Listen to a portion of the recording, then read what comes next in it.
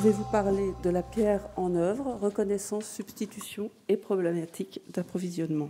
Donc, qu'est-ce que c'est que l'identification d'une pierre, hein? Quand on me demande d'identifier une pierre en œuvre, derrière cette première question, il y a plein d'autres questions qui en découlent, qui ont souvent un premier rapport avec quels sont les différents types de pierres en œuvre et de quelle carrière proviennent-elles. C'est les deux points clés en fait, qui reviennent le plus souvent. Mais en fait, derrière la question « peut-on identifier une pierre en œuvre ?», il y a une autre question qui est sous-jacente, c'est « pourquoi faire ?» Parce que le géologue, il a à sa disposition plein d'outils, et plein d'outils qui vont donner des réponses différentes, parfois complémentaires. Je vous en ai fait la liste non exhaustive. Hein. Il y a la minéralogie, qui va étudier la composition minéralogique, les minéraux qui sont dans les roches. La pétrographie, qui est une étude plus complète de l'ensemble de la roche, par la description de ces assemblages. La pétrologie qui va nous donner la façon dont les roches sont mises en œuvre au sein de la Terre, dont elles se sont formées. La géochimie qui va nous donner une étude chimique ou du comportement des éléments chimiques dans la pierre. Et tout ça va nous apporter des réponses différentes. Et c'est illustré par les photos qui sont sur la droite, où vous voyez au milieu et en bas deux calcaires oolithiques qu'un géologue va décrire comme des calcaires oolithiques, mais qui pour autant, vous le voyez directement sur l'image, ont des propriétés physiques différentes puisque des porosités différentes. Le dernier aspect d'étude des matériaux que l'on a à notre disposition, c'est la pétrophysique. Donc l'étude du comportement physique des roches. Et vous voyez sur ce graphique qu'à une nature de roche identique composée essentiellement de calcite, puisque ces points correspondent tous à des calcaires différents, vous avez des comportements physiques qui sont complètement différents. Donc derrière la question « peut-on identifier la pierre en œuvre ?», la question sous-jacente, c'est bien pourquoi faire, parce qu'on va apporter plein de réponses différentes. Alors, les principes, enfin, les raisons qui vont nous guider dans l'identification de la pierre, ils sont soit à visée archéométrique, hein, pour avoir une meilleure connaissance des bâtiments, soit pour le diagnostic. Et une des premières choses dans laquelle l'identification des pierres va aider, ça va être de déterminer s'il y a des causes intrinsèques, c'est-à-dire liées à la nature de la pierre elle-même pour les altérations, ou des causes qui sont en lien avec l'extraction quand on connaît les carrières de provenance ou le contexte géologique. Et puis derrière, bien sûr, la question de la conservation et de la restauration, puisque toutes ces études préalables vont aider à guider les choix, et en particulier les choix de substitution. Et c'est ce pourquoi je suis là aujourd'hui surtout, c'est pour vous parler des problématiques de la substitution. Alors, pour qu'une pierre de substitution soit mise en œuvre, il faut établir le fait qu'elle soit compatible avec ce qui est en œuvre. Alors la première chose qui nous vient à l'esprit, ce sont des raisons esthétiques, et ça c'est une évidence. C'est-à-dire qu'avant de passer à la caractérisation pétrophysique, il faut quand même se demander si ça va avoir un bon comportement dès le départ en termes de couleur, enfin une bonne compatibilité en termes de couleur, etc., de grains, mais aussi de voir comment elles vont évoluer, ces pierres, les unes quand elles sont mises en œuvre les unes avec les autres, et notamment en termes d'encrassement. Et puis, une pierre compatible, c'est une pierre qui est destinée, en principe, à mieux préserver les éléments que l'on pense conserver, parce que les substitutions, elles sont faites pour remplacer des pierres que l'on ne peut pas conserver, mais pas pour détruire les pierres que l'on veut garder en œuvre. Et ça passe par des études pétrophysiques. Alors, il y a des gens qui ont essayé de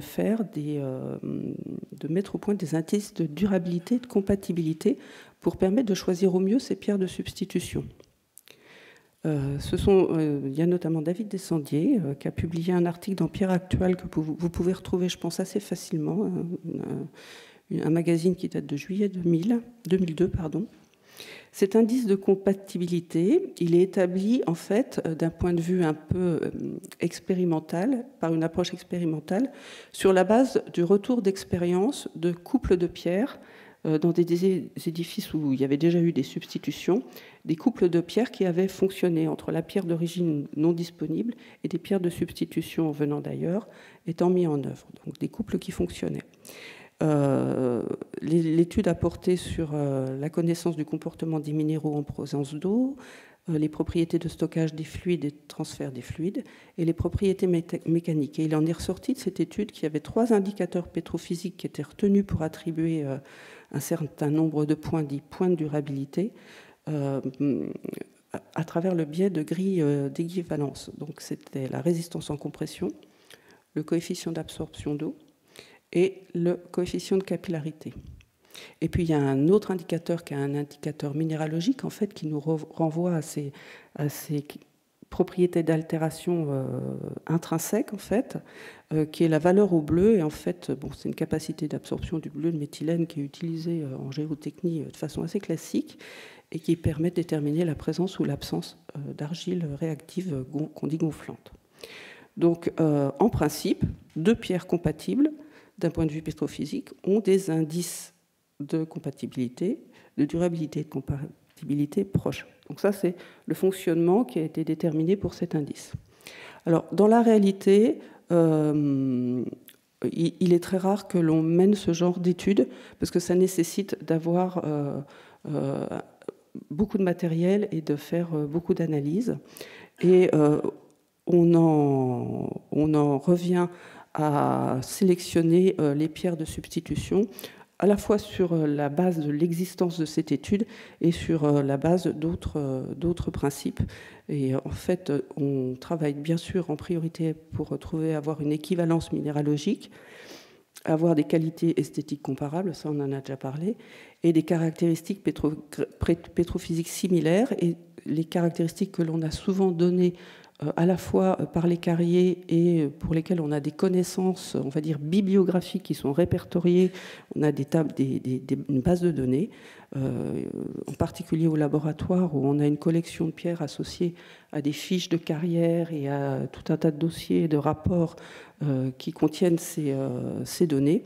Les caractéristiques que l'on retient et que l'on utilise, c'est la masse volumique, la porosité totale, la résistance en compression, la vitesse de propagation du son et le coefficient de capillarité quand on l'a, et malheureusement, on ne l'a pas toujours. Alors, la substitution de la pierre dans les monuments historiques en France, c'est une décision qui doit donc, on vient de le voir, être motivée par un diagnostic des pathologies, assortie à une identification des pierres en œuvre. Ça passe par la recherche des carrières originelles, par aller voir si ces carrières sont toujours en activité. Et la question fondamentale derrière, c'est sinon, si les carrières ne sont pas toujours en activité, qu'est-ce qu'on fait?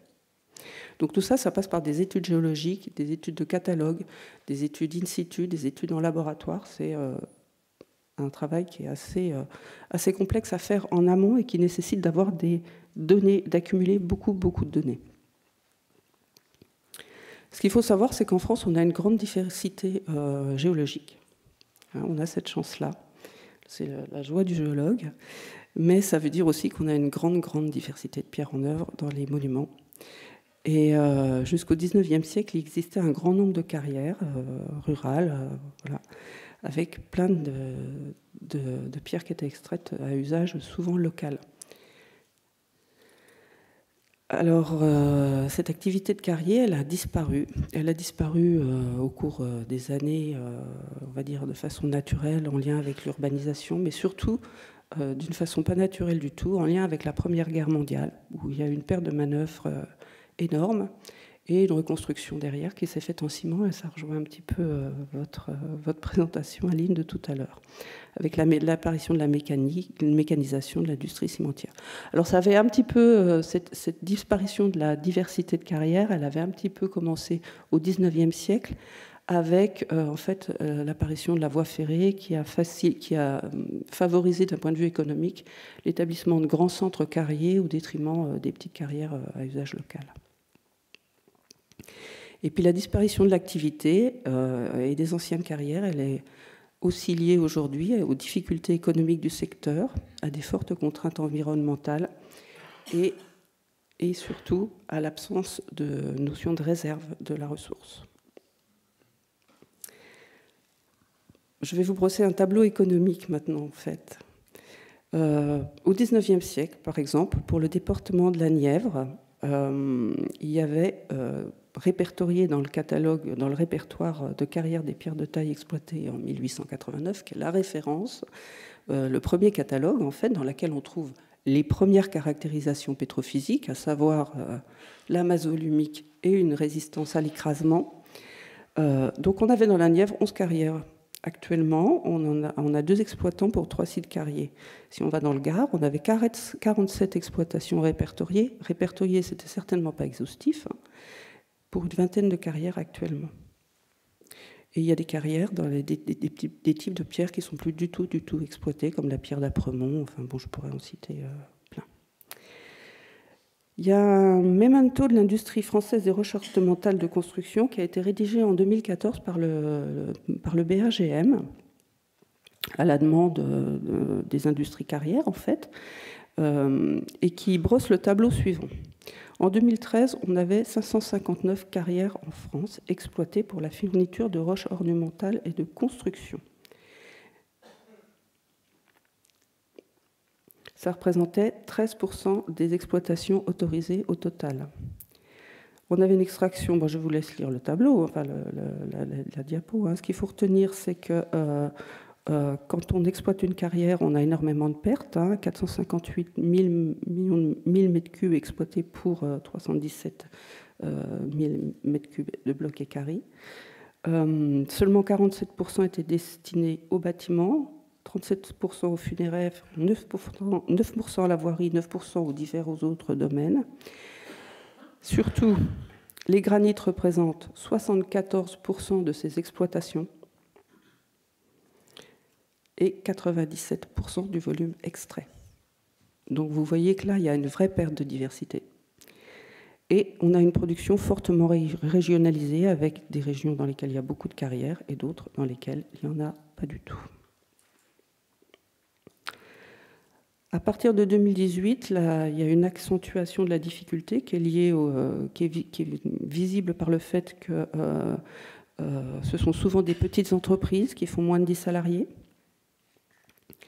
qu'on a une consommation intérieure faible en France. Hein, on est au 16e rang mondial des utilisateurs de pierres. On a un fort déficit du commerce extérieur pour la filière et une forte concurrence des pays émergents que j'ai illustré par la photo en dessous, où vous voyez des conditions de travail qui sont complètement différentes. Et voilà, c'est la mondialisation. Et voilà ce tableau qui brosse, enfin, ce graphique qui brosse la description finale avec la chute du nombre d'entreprises de l'industrie de la pierre en France entre 2001 et 2012. Je vais essayer de vous brosser rapidement, je ne sais pas du tout où j'en suis au niveau du temps. Bon. L'exemple récent des ardoisières de Trélazé, qui est un vrai problème en France, parce que c'est quand même la pierre de couverture qui était la plus utilisée sur une grande partie du territoire. On a donc eu une fermeture progressive en fait des grandes exploitations françaises d'ardoise. Donc 1983, suppression de 420 emplois, 86 fermeture d'une carrière, des tentatives de réouverture en fait d'exploitation dans des conditions qui étaient difficiles d'un point de vue, on va dire, géotechnique. Hein. Et en 95, il y avait encore 290 employés dans ces carrières. Et en 2013, la fermeture a été annoncée parce que ce n'était pas possible de faire autrement d'un point de vue de l'exploitation, et elle a fermé en 2014.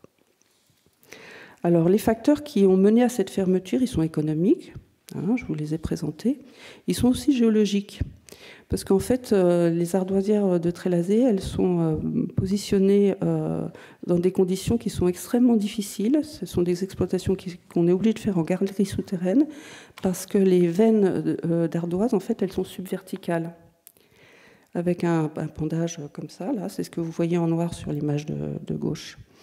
Et par ailleurs, sur l'image de droite, vous avez en rouge la ligne qui correspond à ces veines, la ligne d'affleurement qui correspond à ces veines. Et vous voyez qu'on a donc une zone géologique très peu étendue finalement, d'une zone où on a l'accès à cette veine qui est très peu étendue et qui par ailleurs est fortement urbanisée. Donc l'exploitation n'est plus possible. Et c'est là, je vous dis, l'absence de création de réserves géologiques pour les matériaux de construction. C'est là qu'elle se révèle vraiment, en fait.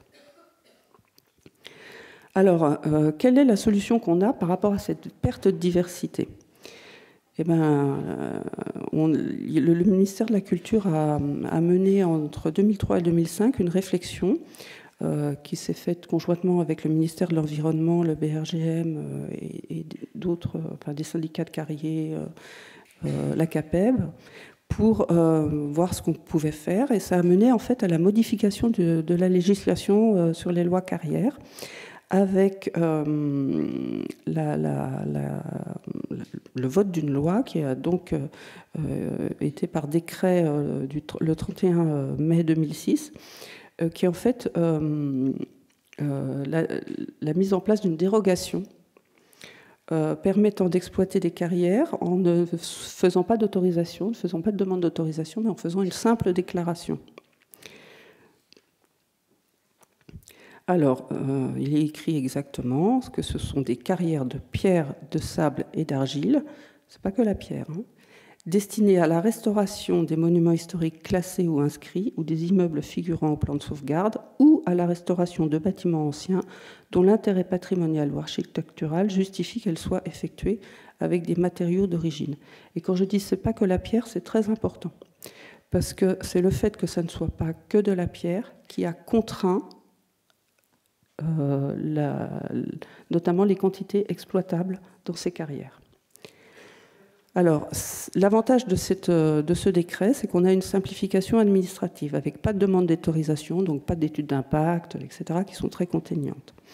Cette déclaration, elle doit être déposée en préfecture, avec des pièces justificatives, hein, qui sont bien sûr des actes de propriété, etc. Tout de même, un plan de remise en état, et surtout la preuve que la destination de la pierre est bien un monument patrimonial, enfin un édifice patrimonial. Il y a des contraintes environnementales, techniques et financières associées à cette ouverture. La carrière en question, qui peut être réouverte, donc il existe déjà, hein, elle doit être distante d'au moins 500 mètres d'une carrière soumise à autorisation ou à déclaration. On voit bien pourquoi. C'est l'histoire de la non-concurrence, etc. Le volume extrait doit être inférieur à 100 mètres cubes par an avec un maximum de 500 mètres cubes. Déchets compris. Vous voyez tout de suite ce que je veux dire. Les précautions d'exploitation sont classiques au niveau sonore, environnemental, etc. Et préservation des nappes phréatiques. Et là, je rejoins le point sable et terre, parce que l'extraction de la pierre peut se faire sans toucher la nappe phréatique. Sable et terre, c'est parfois beaucoup plus difficile. Il doit y avoir une remise en état et en sécurité après exploitation, et un contrôle périodique avec un contrôleur qui passe, et donc il faut qu'il y ait la tenue d'un registre. Donc il y a quand même des aspects qui sont des aspects contraignants. En fait, on voit bien que c'est une solution partielle, puisque les volumes exploitables et utilisables sont faibles, voire très faibles, surtout si on doit passer par une phase de remise en état des frontailles qui va déjà nécessiter plusieurs centaines de mètres cubes d'extraction inutile.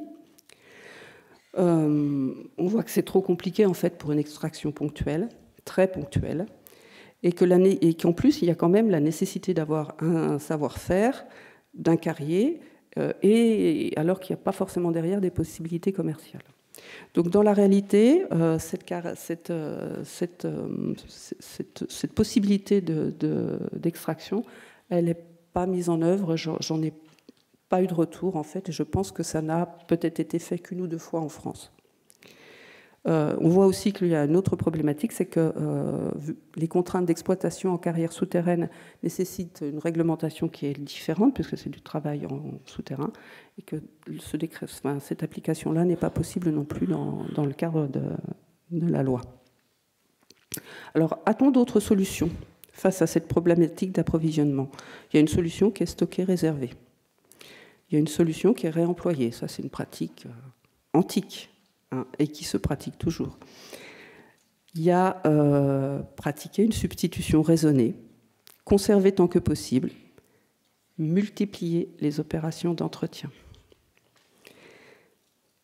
Peut-on utiliser d'autres matériaux substitutifs, par exemple des mortiers de ragréage, des mortiers tout court? Les études sont à mener. Et puis surtout, il faut améliorer les connaissances sur les processus de dégradation et les techniques de conservation. En parallèle, ce qu'il faut savoir, c'est que la filière pierre de construction en France agit aussi dans ce sens-là. Il y a eu notamment récemment une journée technique du Centre technique des matériaux des minéraux naturels et de la céramique, dont le thème était la pierre naturelle et l'économie circulaire, et la notion de réemploi a été abordée dans ce cadre-là. Et puis, cette filière vise à revaloriser le marché de la pierre de taille sur le bâtiment et la construction actuelle, qui serait une manière pour les monuments historiques d'avoir des réouvertures de carrière, en fait. Et puis, je ne pouvais pas m'empêcher de finir sur le fait qu'on a aussi des carrières historiques qu'il faut parfois conserver, et que ça, c'est l'autre aspect des choses. Carrière historique qu'on aime conserver, mais qu'on ne peut pas exploiter, bien sûr.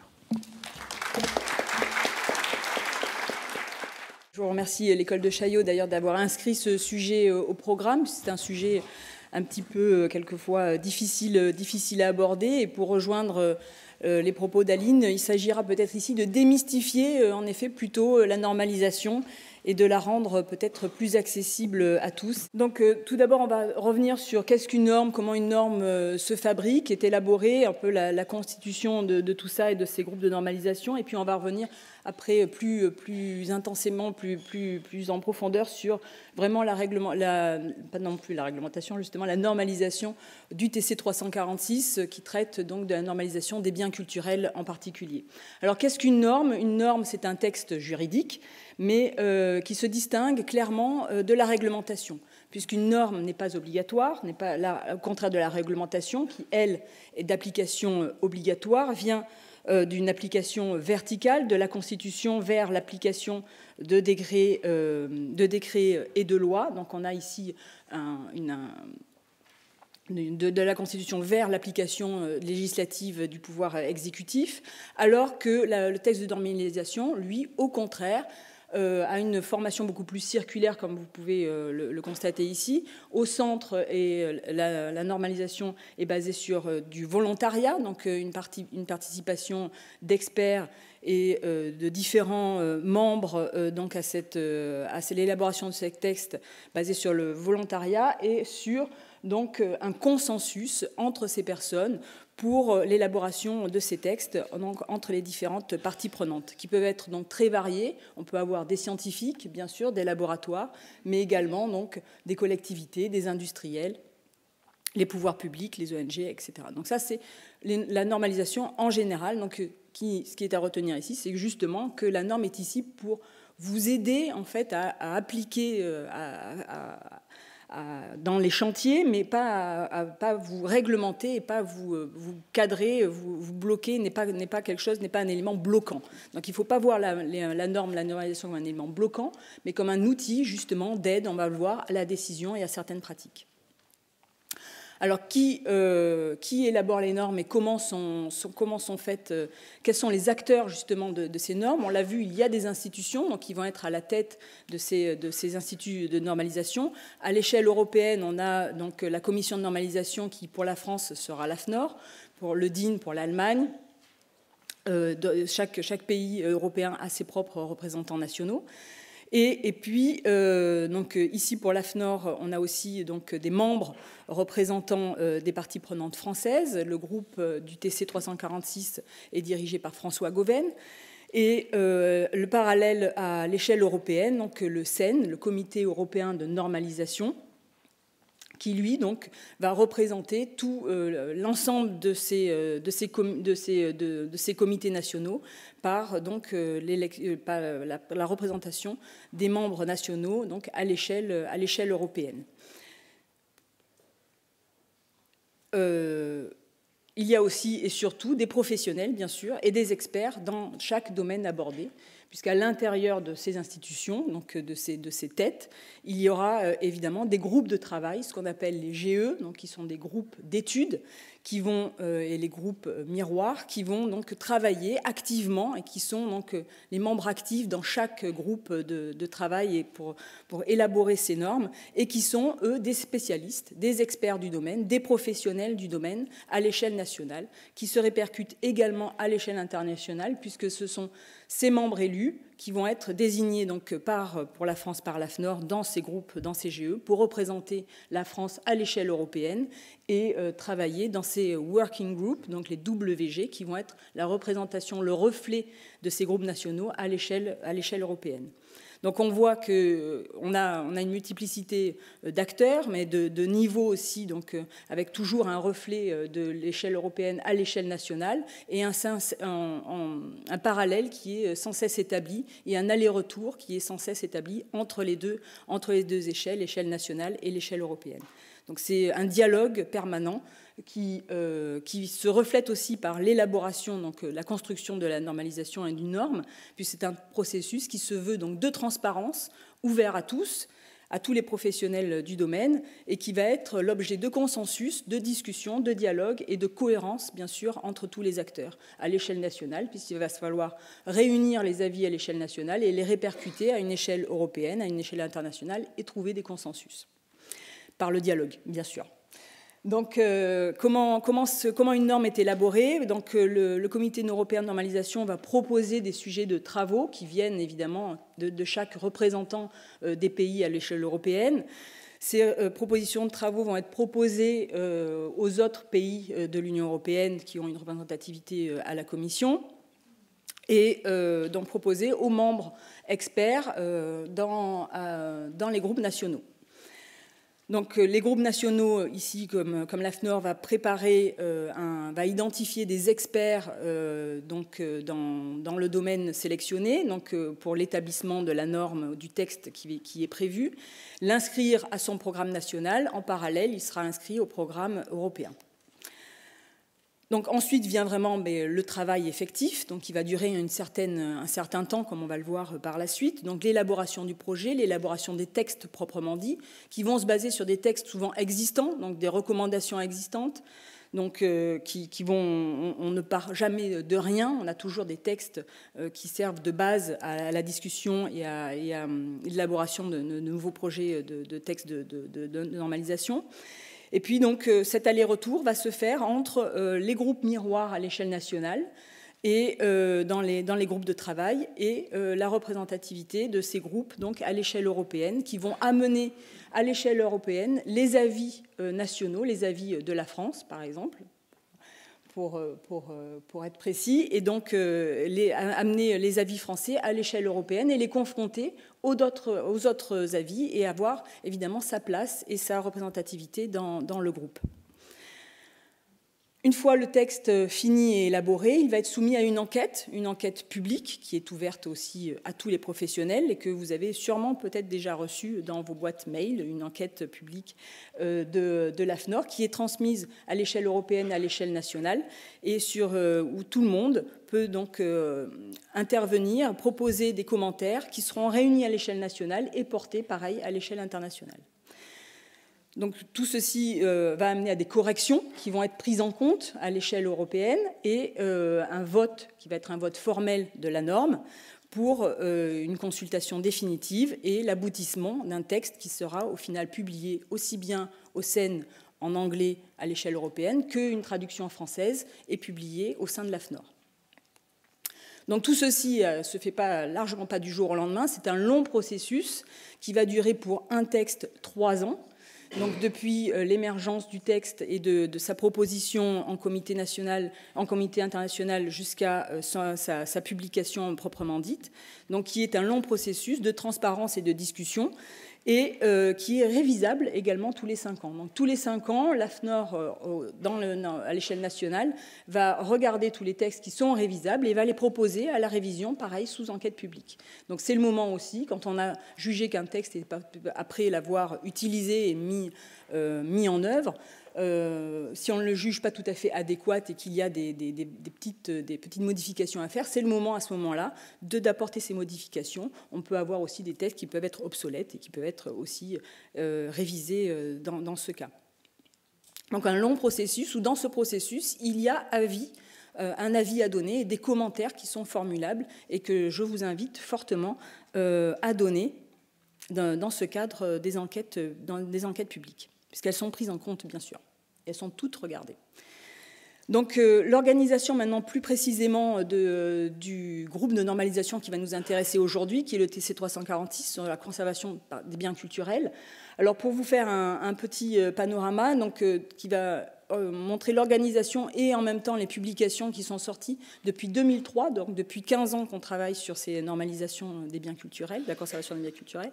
On va avoir différents types de normes. On va avoir des normes dites générales, donc qui vont concerner plus donc les termes et les définitions, les procédures, donc comme termes et définitions justement ici, comme le glossaire des techniques concernant les mortiers, comme la description également des altérations des objets ou les procédures de conservation. Et puis ensuite, on va avoir d'autres domaines plus précis qui vont être abordés. Celui de la documentation, comme évidemment la caractérisation des pierres, qui pourrait nous intéresser aujourd'hui, ou les méthodes d'échantillonnage également.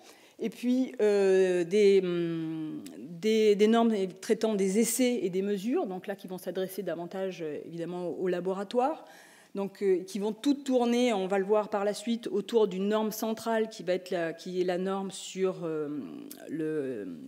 l'évaluation des produits hydrofuges sur la pierre, enfin sur les matériaux poreux inorganiques en effet, et pas seulement sur la pierre. Donc toutes ces normes d'essai vont être regroupées aussi dans cette norme chapeau sur l'évaluation des hydrofuges, mais vont être donc détaillées très précisément à travers différentes normes. Des normes sur les traitements également. Donc traitement, on peut évidemment noter le traitement des nuisibles, donc, qui est la norme IPM, mais également nettoyage laser, les fiches techniques sur les produits hydrofuges, et puis de tout ça, évidemment, chapeauté par des normes également plus générales dans les traitements, qui sont les méthodes, la norme sur les méthodes de nettoyage, et qui va être bientôt publiée. Et puis enfin, un volet sur les transports, donc transport sur les emballages, les vitrines, l'éclairage, les espaces d'exposition, mais aussi les performances énergétiques des bâtiments. Alors j'ai oublié aussi un point qui peut être important pour nous, le chauffage dans les églises. Donc toutes ces normes, vous voyez, correspondent à différentes catégories. Certaines concernent davantage les matériaux et les objets, d'autres concernent spécifiquement les monuments et les sites. Et puis on a toutes ces normes un peu transversales d'essais et de mesures, donc qui sont proprement dites et très liées au traitement de surface. Alors si je surligne un petit peu les normes qui concernent très spécifiquement le bâti et les matériaux inorganiques poreux, il y en a beaucoup.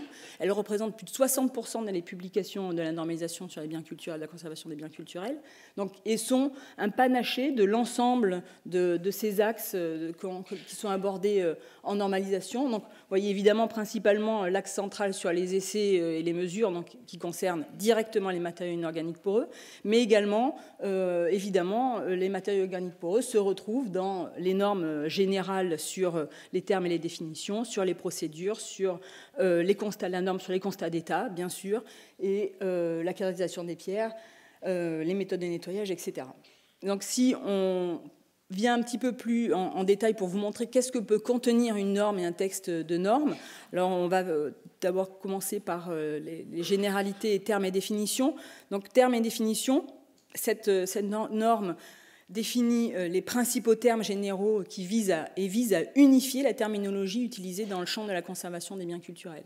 Donc, en unifiant les terminologies au point de vue des langues, en effet, en traduisant les mêmes termes en anglais, en français et en espagnol, mais aussi en donnant une brève description, une brève définition, donc, afin d'unifier ce vocabulaire et d'en montrer la richesse aussi qu'on a parfois ici dans la langue française, où pour un terme en anglais, on a une liste de 10 termes possibles en français, mais ça reste toujours des possibilités et rien de restrictif, bien sûr, ici. Donc ici, on a un véritable outil qui est essentiel pour la description des bâtiments, par exemple, également, qui est un outil pour les acteurs de la conservation, bien sûr, des biens culturels, pour tous les acteurs, qu'ils soient conservateurs, restaurateurs ou scientifiques. Si l'on vient regarder des normes plus spécifiques sur l'évaluation des performances énergétiques dans les bâtiments, qui, au contraire des normes sur les essais qui, elles, sont plus dédiées au laboratoire et à des essais proprement dits. Ici, on a une norme qui va donner d'autres types d'outils et qui va permettre de montrer une procédure systématique d'aide à la décision et un outil associé à un outil de diagnostic de l'influence de ces mesures sur le bâtiment, l'évaluation des mesures de l'impact énergétique. Donc on a ici une échelle aussi de valeurs. Donc on peut avoir aussi autant des diagrammes d'aide à la décision et d'aide donc à la réflexion, mais aussi qui vont jamais décider évidemment proprement dit pour le maître d'ouvrage ou le maître d'œuvre, mais qui vont être donc des outils. Et puis également une échelle d'évaluation pour pouvoir établir un diagnostic. Donc ici, on a un véritable aussi outil essentiel à la maîtrise d'œuvre et à la maîtrise d'ouvrage, donc qui est totalement accessible. Si on vient regarder maintenant des normes plus techniques notamment sur le nettoyage laser, donc, qui va s'intégrer dans un panel de normes sur les méthodes de nettoyage de manière générale, donc où on va avoir une norme, ce qu'on appelle une norme chapeau, qui va traiter de toutes les techniques de nettoyage connues à ce jour, mais qui vont évidemment, puisque les normes sont révisables tous les 5 ans, laisser la possibilité d'entrer bien sûr d'autres méthodes de nettoyage évoluant avec le temps. Et de corriger cette norme. On a une déclinaison ensuite de spécificités, de normes, de techniques de nettoyage en particulier. Donc, comme la norme sur le nettoyage laser, qui, elle, va donner d'autres types d'outils aussi, qui va définir, elle, les exigences en matière de sélection des méthodes et des appareils de nettoyage, des méthodes de nettoyage laser. Donc, il va donner aussi une méthodologie afin de paramétrer, justement, et de trouver les meilleurs paramètres sur des zones d'essai pour effectuer un nettoyage laser, considérant le support, l'état du support, son état d'altération, son état de conservation et également la qualité ou le type de dépôt à supprimer.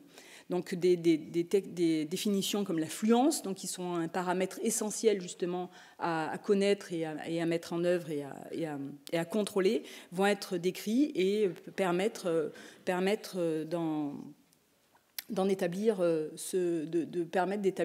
de contrôler ces paramètres et d'établir ces essais de nettoyage.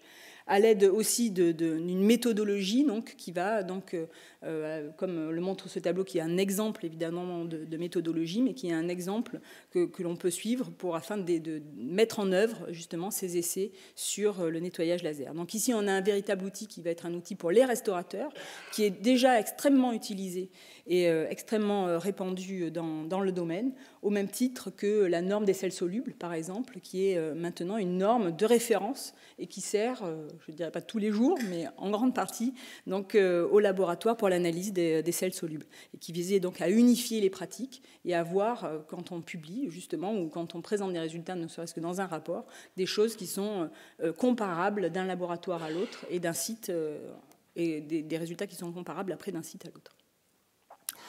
Donc, j'espère que je vous ai montré un petit peu qu'est-ce qu'était la normalisation et comment ça pouvait aussi être un outil et une pratique pour vous, pour les restaurateurs, pour les architectes, pour les maîtres d'œuvre, les maîtres d'ouvrage, pour les laboratoires, pour les scientifiques en général. D'autres projets sont en cours, bien sûr. Il y a la continuité de certains projets, dont le glossaire des altérations, donc qui sera en cours qui pourra sortir, j'espère, prochainement. La caractérisation des mortiers également, et puis des projets donc émergents qui commencent tout juste, notamment, et qui ont une pratique que vous pourrez tous constater, qui sera donc sur le dessalement par compresse, et également les méthodes pour réduire la contamination biologique. Donc, qui seront encore de nouveaux outils pour permettre, non pas de décider de traitement, mais d'accompagner, en tout cas, et de donner un cadre pour réaliser les essais dans les meilleures conditions. Voilà, tout ce groupe de normalisation, donc il y a une multiplicité de groupes, il y a à peu près 13 groupes donc, européens donc, dans le TC 346, donc, qui va se traiter de l'ensemble de ces normalisations. Pratiquement autant de groupes miroirs, ils ont besoin d'action, ils ont besoin de la participation de tout le monde, des professionnels, de vous, pour y participer, afin d'être dès le départ de l'élaboration du texte, à la source donc, de cette élaboration, et de pouvoir le faire donc, ensemble dans les meilleures conditions, et de rapporter évidemment les voix nationales à l'échelle européenne, et d'avoir une représentation donc, dans ces textes de normalisation. Voilà, je vous remercie. Il y a les sites d'information sur les normes et les programmes sur la normalisation. Et puis, il y aura aussi un article dans la prochaine revue, alors pas la prochaine, mais dans la revue monumentale, donc le numéro qui sera spécial Pierre et qui est publié en juin, il me semble. Premier semestre 2019, il y aura un article spécifique sur la normalisation qui reprendra un petit peu tout ce que je vous ai expliqué, peut-être en allant un petit peu plus dans le détail sur la structure de la normalisation et montrant toutes les normes aujourd'hui publiées. Voilà, je vous remercie.